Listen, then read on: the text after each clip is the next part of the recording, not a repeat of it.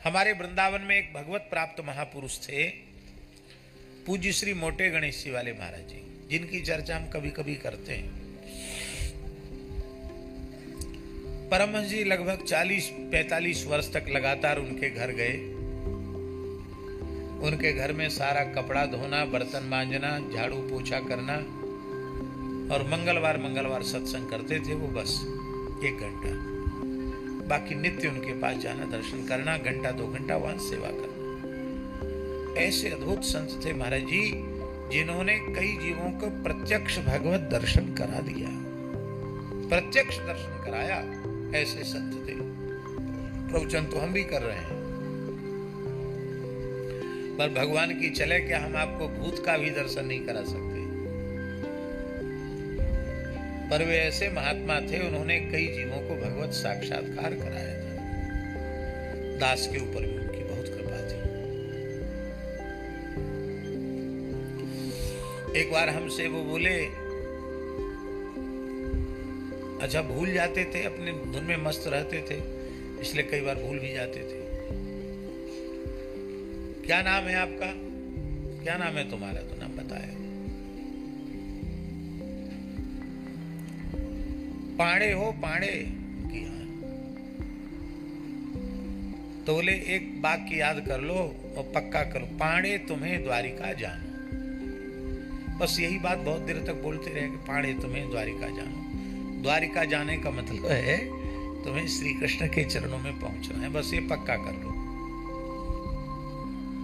तो फिर बोले क्या करते हो? महाराज जी पढ़ते हैं। क्या पढ़ रहे हो? पढ़ना बताया।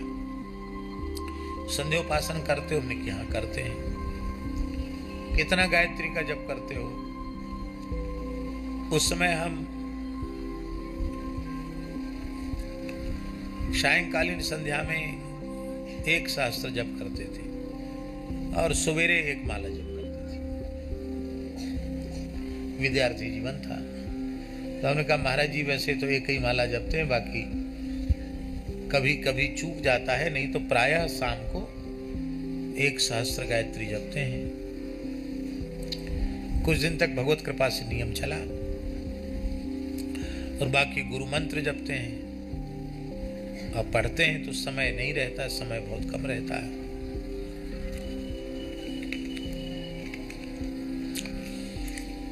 बोले कल से 50,000 गायत्री रोज किया करो। क्या कहा?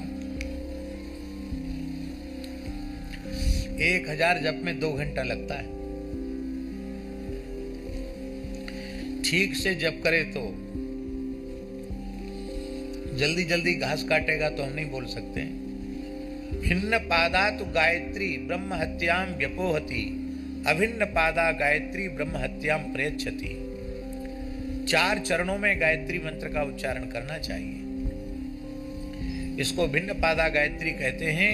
ये ब्रह्म हत्या जैसे पापों को नष्ट कर देती है, और जो सीधे सीधे जप करते हैं उनको ब्रह्म हत्या जैसा पाप भी लग जाता है। तो जब पहले व्याहृति, फिर वरेण्यम तक, फिर धीमहि तक, फिर प्रचोदया तक, इस तरह से 4 खंड में जब पाठ जप करेंगे तब पूरा लाभ उसका मिलेगा गायत्री जप का। तो हमने खूब घड़ी लगा करके जप के देखा है। इस पद्धति से जपने में खूब तन्मयता पूर्वक जपो तो भी 2 घंटे 1000 जप में लगता है। अब बहुत जल्दी अभ्यास हो जाए तो पता नहीं, पर हमारी गति बहुत मंथर है, तो हम अपने मन में सोचने लगे कि 1000 में तो 2 घंटा लगता है। अब 50,000 में कितना समय लगेगा? 24 घंटे में भी नहीं होगा। 2 घंटे के हिसाब से करो तो 50,000 में 50,000 हो जाए 24 घंटे में, तो वो तो 24 घंटे में भी नहीं होगा। तो हमने कहा महाराज जी हम गायत्री मंत्र की बात बोले, हाँ हाँ ब्रह्म गायत्री मंत्र 50,000 किया करो कल से।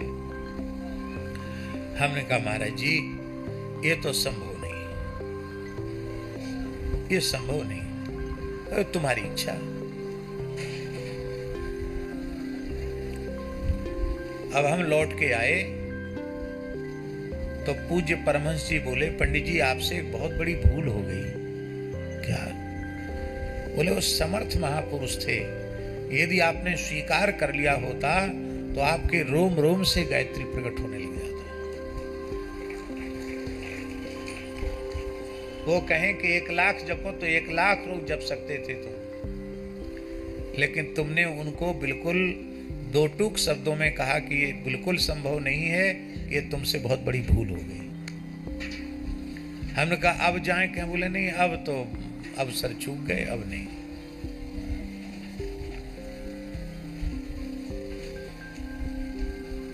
अब हम तो अपनी बुद्धि लगाई ना हमने। बड़ों की आज्ञा में बुद्धि लगाना नहीं। मातु पिता गुरु प्रभु की बानी, बिनहि विचार किए शुभ जानी।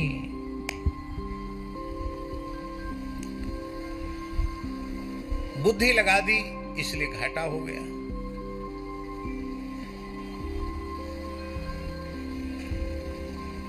एक बात और हम आप लोगों से बड़ी विनम्रता से कहते हैं, यत् किंचित भी कोई अनुभूति हो तो जैसे अत्यंत लोभी व्यक्ति संपत्ति को छिपा कर रखता है, ऐसी अपनी अनुभूति को छिपा कर रखना चाहिए। हमारे में दोष है, हम कभी भी कुछ भी मुंह से बोल देते हैं, लेकिन ये नकल मत करना